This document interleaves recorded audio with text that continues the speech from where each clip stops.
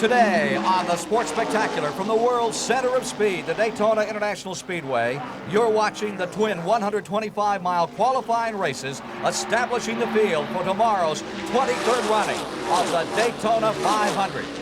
From St. Foy, Quebec, the World Women's Speed Skating Championships. Top skaters from 11 countries competing for the first time in Canada. And from Madison Square Garden in New York, a report on the major indoor soccer league's All-Star Game. A combination of soccer, hockey, and basketball skills. The indoor game makes its debut in Madison Square Garden.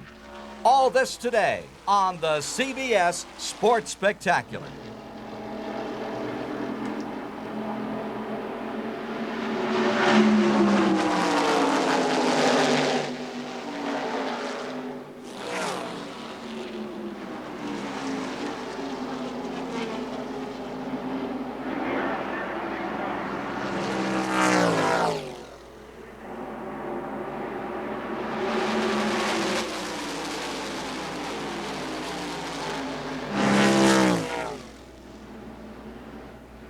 You are watching Bobby Allison fend off Neil Bonnet in the first of the twin 125-mile qualifying races as Joe Milliken pits. That will establish the field tomorrow. 14 cars to qualify from this first race. There's Bobby Allison in the back straightaway. He's on the pole. Darrell Waltrip is outside of the front row. Those positions are established, but he's using this race to check this car out. This is the first time this week they've had the chance of a multiple draft, and of course all these drivers are trying really hard. There we see Dale Earnhardt, car number 2, closely followed by Ricky Rudd. This is going to be a very critical year for Ricky Rudd, rookie 3 years ago. Earnhardt in 4th, Rudd in 5th, 5 cars in the first draft. Second place competitor challenging the leader, Neil Bonnet, the younger member of the Alabama gang. His mentor up in front, Bobby Allison, as they search out the first turn another time. Mentor on occasion, and on occasion like this, tormentor. There they come off turn 2. A very tricky part of the course today. A very strong headwind. They're running into a strong headwind now, and it's definitely making these cars a bit edgy as they come through 1 and 2. The third place car, David Pearson, another winner at Daytona. Struggles right in there with these leaders. Better than 190 miles per hour. Allison draws away by about 3 car lengths in that car that has been in such demand this week by the press. The Pontiac Le Mans, which is on the pole, the only car of its kind. Everybody's been talking about it. Bobby Allison's been taking it all pretty calmly. This is another critical year for Bobby Allison. He's been racing for an awful long time in NASCAR, Grand National Racing, and he's never won the national championship. This might be the year for him to do it in that supercar.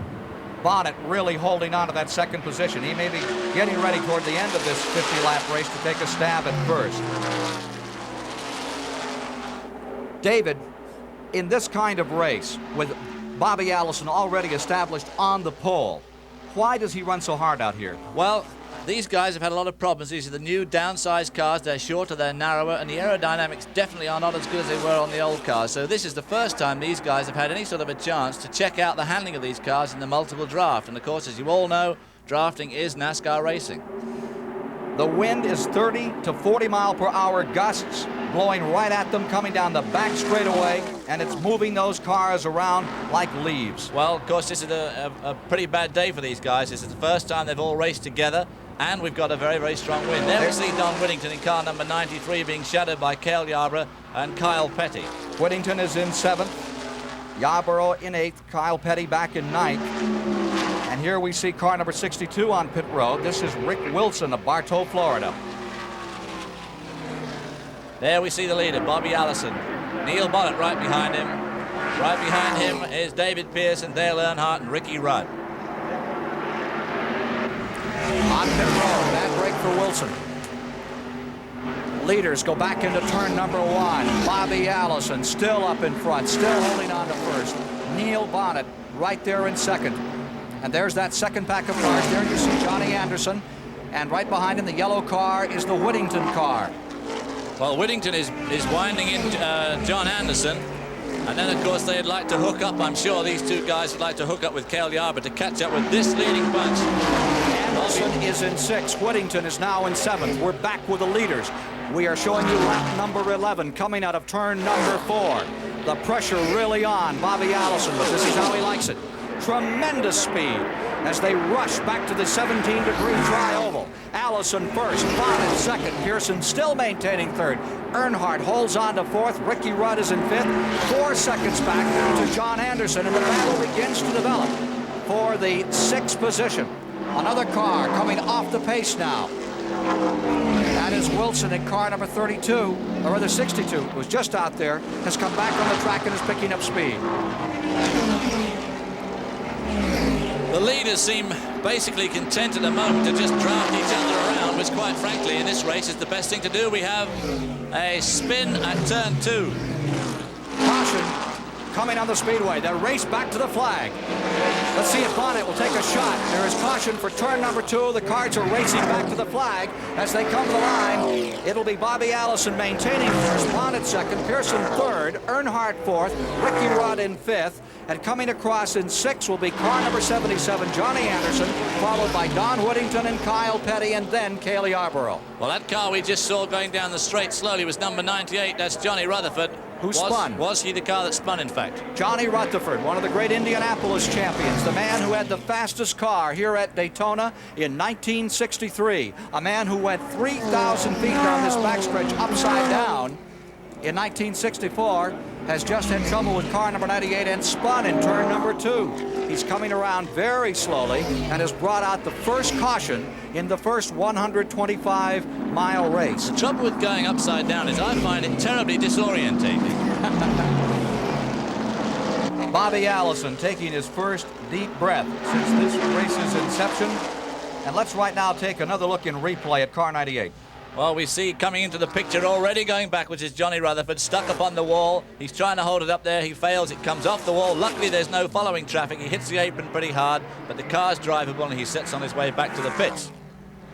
Johnny Rutherford had a very fast time. And remember, they take 10 cars that have had fast times, and they will make the field as well. So Rutherford may be in it. We'll be back with more from Daytona in a moment.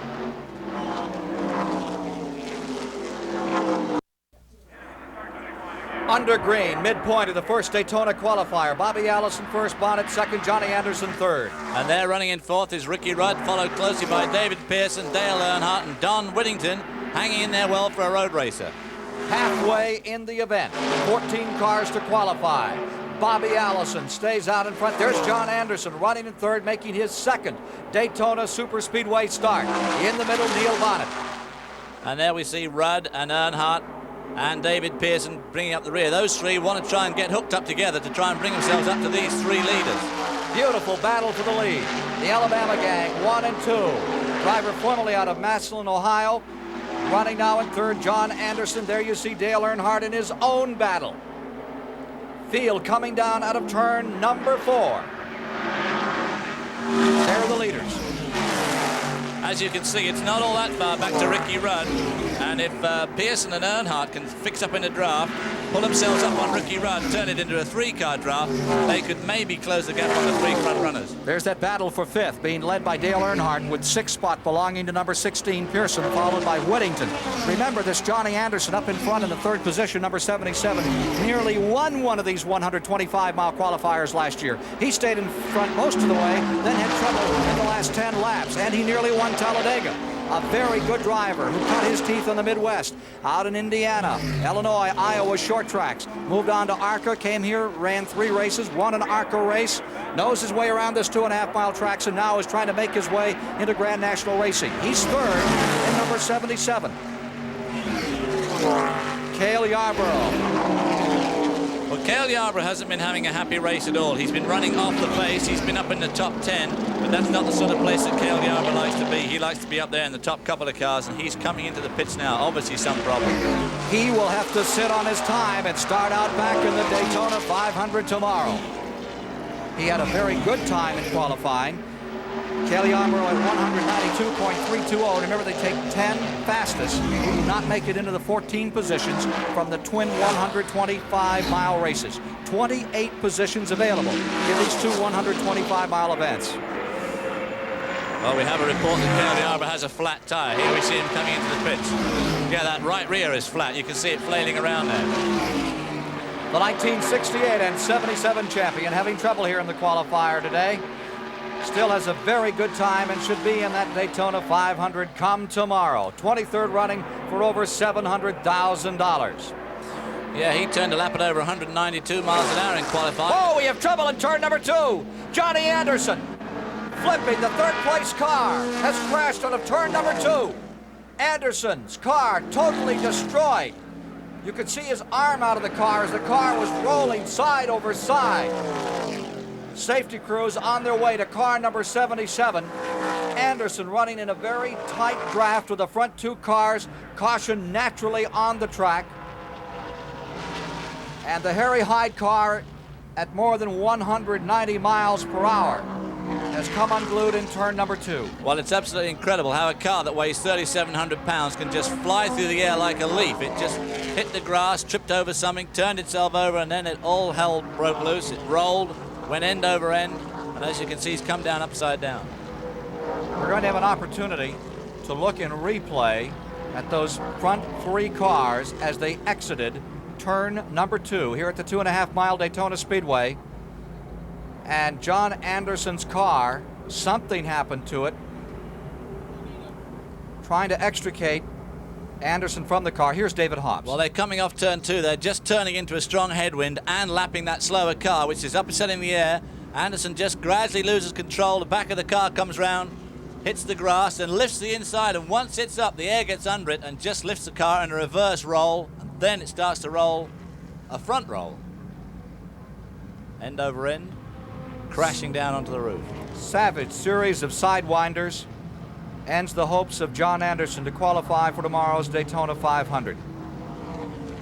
Totally destroying a brand new car, first time out. Anderson is all right. Johnny Anderson is walking away from that disaster, David. Well, he's a lucky man, I tell you. That's one thing about NASCAR cars, they are incredibly safe. Anderson walks away from a serious crash in turn 2. There are the standings at the present time. Allison in front, Neil Bonnet in second, and we'll be back in a moment. In a race that demands two-fisted driving, Bobby Allison with a right hand that was broken twice at the end of last season.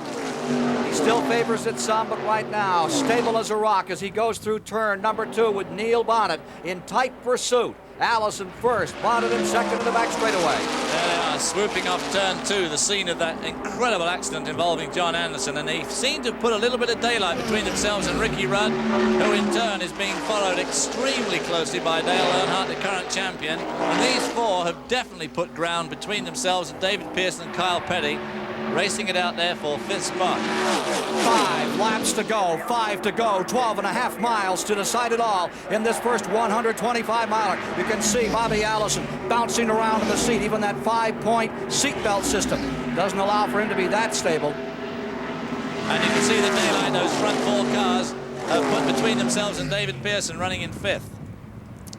All right, they're down to it. Neil Bonnet in the second spot, and they try to draw away. They have about a 12-car length advantage over the third-place machine, Ricky Rudd, who is being challenged by Dale Earnhardt. Erased that. Ricky Rudd in the draft, pulls up on Bonnet again. And here comes Earnhardt. Dale Earnhardt thunders down the inside. He goes into third.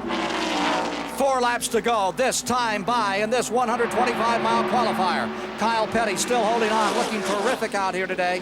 Running that 6th position around David Pearson back to 7th. Crowd pensive, waiting, knowing that on this countdown of laps, we're in for a sensational finish in this first 125-miler. Well, Dale Earnhardt's one of the toughest drivers out there, and he's now running in 3rd spot, trying to make ground on Pearson, Allison, and Neil Bonnet there, running in 1st and 2nd place. Kyle Petty in 5th, Pearson back to 6th. The struggle breaks down into 2 groups, 1 for the lead, 1 the battle for 3rd place. There's Ricky Rudd coming up again. Ricky Rudd in the Nygaard Racing Team machine goes back by Dale Earnhardt. Meanwhile, up in front, Bonnet begins to turn the screw a little tighter on that lead machine. Number 21, Bonnet, closes on Bobby Allison in turn 4. Trouble in the back straightaway, car upside down, sliding way down the back straightaway. One machine getting upside down and sliding. Connie Saylor in car number 4 has gone upside down. The Johnson City, Tennessee campaigner in an Oldsmobile has slid almost 2,000 feet after getting in trouble in turn number 2. Connie Saylor, who started his Grand National campaign in 1978, in trouble. Let's look at it in replay. It looks like he was tagged at the start of that, David, and look at that car fly. Well, as they come off that turn 2 again, the car spun around, and when it started to go down the road backwards, for some reason the rear got off the floor, and once it was up, the air gets underneath these machines and just flips it right over onto its roof and slides down the straightaway there. Luckily no fuel leakage, otherwise those sparks from the roof would have obviously caught fire. The fuel cell doing its job as Connie Saylor has had a serious crash, again coming out of turn number 2. The race is going to end under caution, and Saylor is walking away. Another disastrous crash, and Connie Saylor extricates himself and walks into the infield. Another vivid demonstration of the incredible strength of these 3,700-pound NASCAR cars. Here we see it again. As you can see, those cars are very close together, and it looks like he's just tagged as they come off 2. Then you see the car just spins around and lifts itself up into the air, does a graceful roll, comes down on the roof, and just continues at almost unabated speed, probably still doing 115, 120 miles an hour down that backstretch. Luckily, everybody else missed him. He took a diagonal run across the road on the roof, and everybody else following up luckily missed him.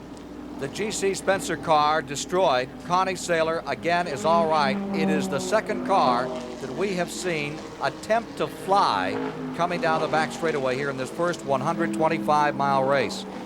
This race is ending in a caution after Connie Saylor's car has parts strewn all down the back straightaway here at the Daytona International Speedway. Well, this will be realizing the fears of many of these drivers this week. These cars are less stable than the older models. They're shorter, narrower. Their aerodynamics aren't so good, and it looks as if their fears could be well-grounded. Checkered flag is out for Bobby Allison. Allison wins it. Look out for him tomorrow in the Daytona 500, which you see starting at noon Eastern Time here on CBS. Allison winning the first 125-mile qualifying race. There is more to come, and we'll continue with the CBS Sports Spectacular after this word from your local station. From the tranquility of the Speedway's Lake Lloyd, let's join Ned Jarrett in victory lane with the gentleman who has just won this first qualifier.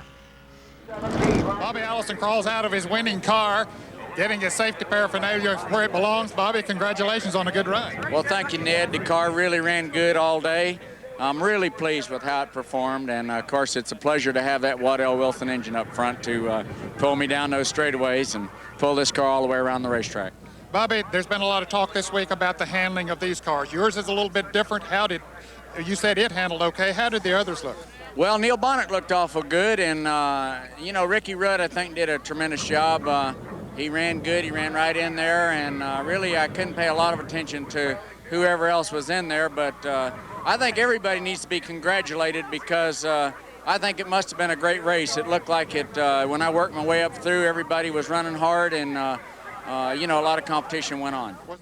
Bobby Allison on the pole for tomorrow's Daytona 500, which you'll be seeing live here on CBS. Coming up later today on the Sports Spectacular, the second 125-mile qualifier, starring A.J. Foyt, Buddy Baker, Richard Petty, Darrell Waltrip, Benny Parsons, and a host more. Right now from Daytona, we're going north to Canada, an ice-covered 400-meter oval, and the world's women's speed skating championships in Quebec. For that, let's join Kurt Gowdy.